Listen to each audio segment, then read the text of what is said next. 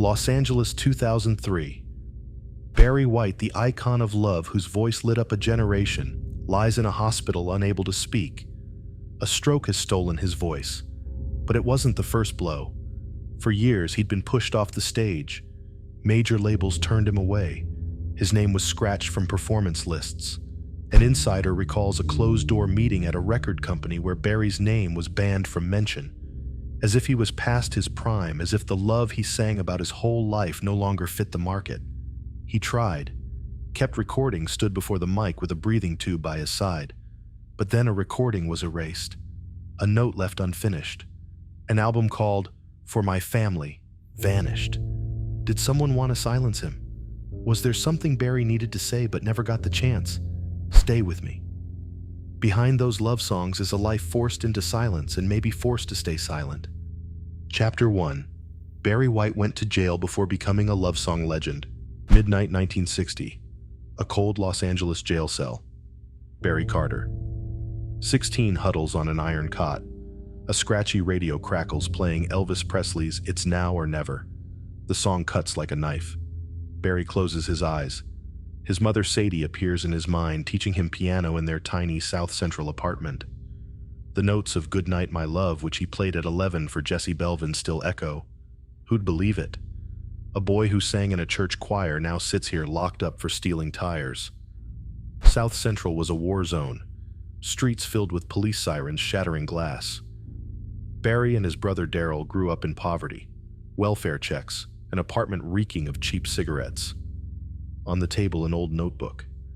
Barry scribbled his first lyrics there, but some pages were torn out. A song he wrote at 17 gone. No one knows what it said. Some say he was watched after leaving a gang. Someone didn't want him to break free. Back in the cell, Elvis's song whispers to him. Barry vows to leave his past behind. No gangs, just music. But can you imagine the past doesn't let go easily? His gang years left scars. A friend recalls Barry being threatened outside his home. One night, someone threw a rock through his window. He didn't call the police. Each evening in their small apartment, Barry sat at the piano. Sadie smiled, but her eyes were sad. He played old melodies, wrote new words in his notebook. Some nights neighbors heard him sing, then stop abruptly as if someone left the room. Barry stared into the dark like he was talking to an invisible figure. Was it his mother, or the shadow of his old life? In 1965, Watts erupted. Riots, smoke, flames. Barry, now 21, watched from a distance. A friend recalls him saying, "I want to sing so people forget their pain." But he carried that pain himself. The notebook sat on the table next to a cold cup of tea. A page was torn, a song no one heard. Whispers say Barry wrote something he didn't dare share.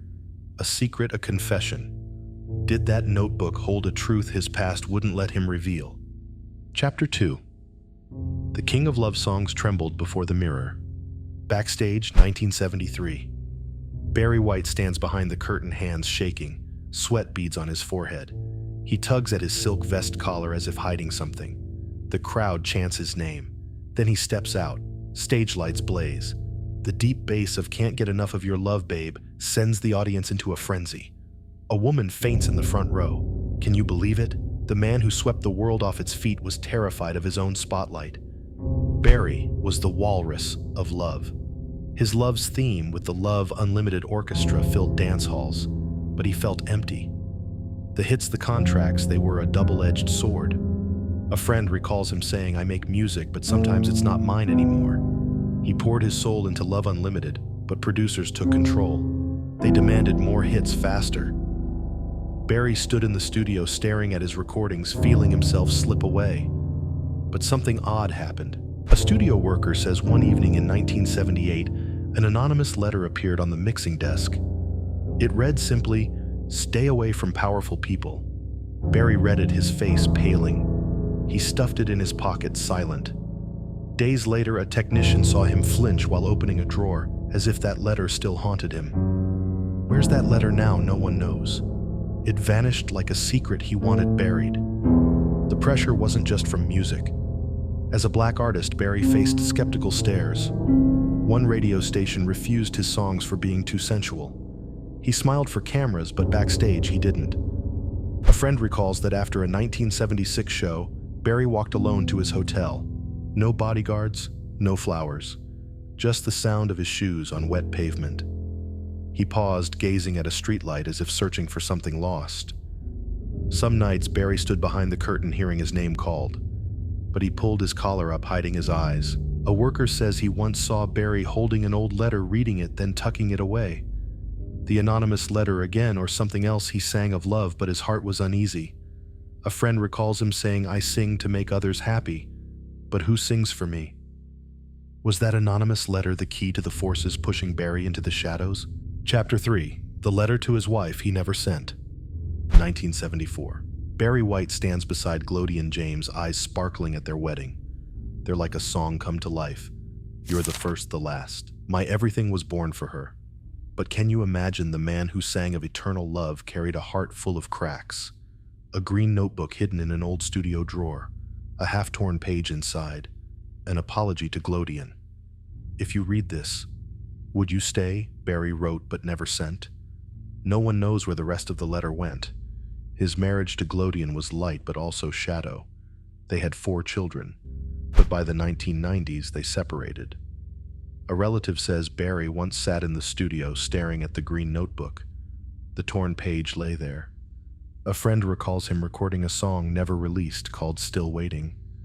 Whispers say it was for Glodean, but no one heard it. Was he afraid to bear his pain? One night in 1980, the studio was dark. Barry stood at the mic, his voice low and rough. Then he stopped.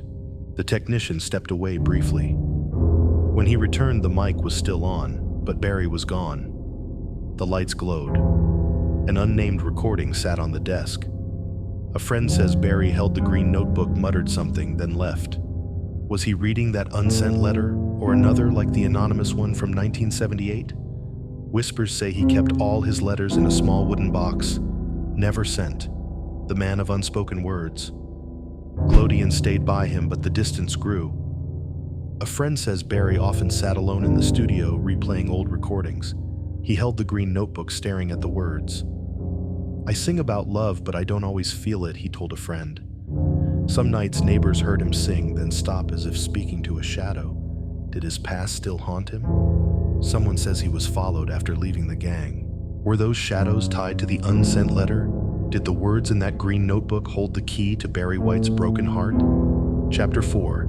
Labeled out of date. Barry erased a mystery recording. 1995. A dim gray studio, cold light filtering in. Barry White stands at the mic, an oxygen tank hissing beside him. His labored breaths echo through the mic. He sings, his voice low and rough. Then a crack. The recording stops. Can you hear it, like his heart breaking? Barry stares into the studio's darkness, eyes heavy. He knows the spotlight is fading. The 1990s weren't his time. Disco was gone. Hip-hop and pop ruled the airwaves. He kept going. His 1999 album Staying Power proved it. But something was wrong. An insider says at a label meeting, someone asked, "What about Barry White?" The reply was cold. No need to mention him. Barry felt cast aside. A friend recalls him standing in the studio, staring at his recordings, muttering, "They don't want me anymore." But he sang as if each note kept him alive. A strange detail emerges. One night in 1998, Barry recorded a new song. The only take that night. No one heard it. No one knows the lyrics. No copy was kept. A technician says Barry ordered it erased. He stood in the studio, the cold light on his weary face. The oxygen tank's mist swirled around him like a veil. He pressed delete, then turned away. Someone recalls him glancing at the green notebook before leaving. That notebook again, or another secret. His health worsened. High blood pressure, kidney failure, constant hospital stays. The studio became a sick room. Gray light, no warmth. A friend says he brought his oxygen tank to the studio, still trying to sing. "I need music," he said, voice faint. But why erase that recording? A worker recalls him muttering, "This song's not for the world." Was it a confession? A goodbye? The era was harsh. As a black artist, Barry faced closed doors. A friend says he was denied a major contract for being out of style. But something feels off. That erased recording wasn't an accident. Someone wanted it gone. A technician says the studio equipment was checked thoroughly after that night as if someone feared a leak. Someone hit delete, not for the song's quality but for the name tied to it. Chapter 5. Silenced by a stroke, Barry's final recording and quiet exit. June 2003. Cedars-Sinai Hospital, Los Angeles. An old player crackles playing Barry White's Love's theme from a decade earlier. Vibrant, seductive, as if he's still on stage, silk vest gleaming. But Barry lies motionless on the bed. His eyes are cloudy, staring into nothing. Can you imagine the man who enchanted the world now hears only echoes of himself? A man trapped in a failing body. A stroke in 2002 took his voice. A friend says he called it losing my soul. He lived in solitude. Only nurses and a few family members visited. A cold cup of tea sat by his bed. A nurse says he tried writing a note for his family, but his hand was too weak, smudged ink on paper like dried tears. That same night, he asked to hear an unreleased demo. No one could listen. The note and demo both vanished overnight. Someone says a nurse found a crumpled paper under his pillow, unreadable. Did someone take them, or did they never exist? That night, the hospital room was dark. No music, no lights, only moonlight reflecting through the window falling on Barry's still hand, as if he waited for someone or something that never came. A nurse recalls him murmuring, voice faint as a breeze, I need to sing. Just one more time. But no one heard clearly. The studio was now a hospital. The breathing machine's pale green light bathed his face like a stage with no audience. A friend says he clutched the player fingers, trembling as if holding on to old days. Something strange happened. A relative says Barry asked for that demo at midnight. Not a hit. Not Can't Get Enough. An unknown song. A nurse recalls that when it stopped, he stared out the window, eyes wet. Was he saying goodbye or seeking a piece of himself? Someone recalls him saying, if I can't sing, I'm not me. But that demo, his final song, where is it? Who made it disappear? Did that demo and smudged note hold Barry's last message to the world? Chapter 6. A missing album after Barry's death. July 4th, 2003. Los Angeles is stunned. Barry White is gone. But can you hear it? Whispers spread like smoke. On forums, people talk of secrets never revealed. A technician says after his death, a mini CD was found in his office. Handwritten label, black marker for my family. No track list, no date, just shaky letters. 2 days later, it was gone. No one signed for it. Someone says the technician found it beside a cold coffee cup as if Barry had just left. Who took that disc? In Barry's office, an old wooden box, spring-locked, dusted over. An insider says it held the green notebook, torn letters, and a black, unlabeled mini CD, but no one could open it. In 1978, an anonymous letter arrived at the studio warning him to stay away from powerful people. In 1985, another repeating the warning. No one published them, no originals kept. A friend says Barry stored them in that box. The man of unspoken words. Whispers say someone always wanted him quiet, but who some claim Barry had a child in Europe. A woman in the Netherlands said her son was his. The family denied it. A technician recalls Barry holding the For My Family disc, eyes full of regret. He muttered, they don't need to know. Who was they? A friend says he stood in the studio touching the box's lock but didn't open it. Was he afraid of what might spill out? The music industry then was full of shadows. Someone says Barry was forced into bad contracts, straining his finances. An insider recalls a meeting where an executive said, Barry White, he's done. But something's odd.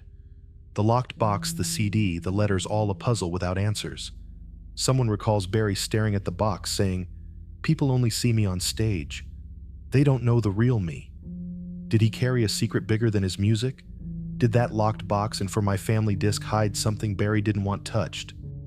Conclusion: Barry White died alone, carrying secrets no one knows. Barry White, the man who made entire theaters sing, passed in a room with only the hum of a breathing machine and pale green light. No spotlight, no applause. Just a cold cup of tea on the table, a green notebook torn in half beside it. Can you feel it? The man who lit up the world with his voice ended in silence. Can't get enough of your love. Babe still plays on radios and movies on quiet evenings. But behind the melody is a heart scarred. His legacy is timeless songs. The Hollywood Walk of Fame honored him in 2013. Alicia Keys, The Weeknd, they learned from him how to tell stories through music. He was the boy from South Central, rising above poverty gangs and prejudice to become an icon. A friend recalls him saying, "Love is everything, but sometimes it's not enough." Those words feel prophetic. He gave everything through music, but perhaps no one truly saw his pain. As a black artist, he faced closed doors. An article says he was denied airplay for being too sensual. The music industry, with its unfair contracts, may have pushed him into darkness. The locked wooden box, the anonymous letters, the "For My Family" disc, the smudged note. They're like stray notes in an unfinished song. A nurse says on his final night, Barry stared out the window. Moonlight bathed his hand. He muttered something as if speaking to someone unreal. What was he waiting for? An apology? A chance to finish his last song? A friend recalls him murmuring, "Love is everything, but sometimes it's not enough." That phrase echoes like an unresolved melody. Barry left a lesson: love can light the world, but can't heal every wound. Someone recalls him holding the wooden box, eyes sad as if wanting to speak but unable. What truly dimmed the light of the man who made the world shine with his voice? Illness contracts, or something he never dared write.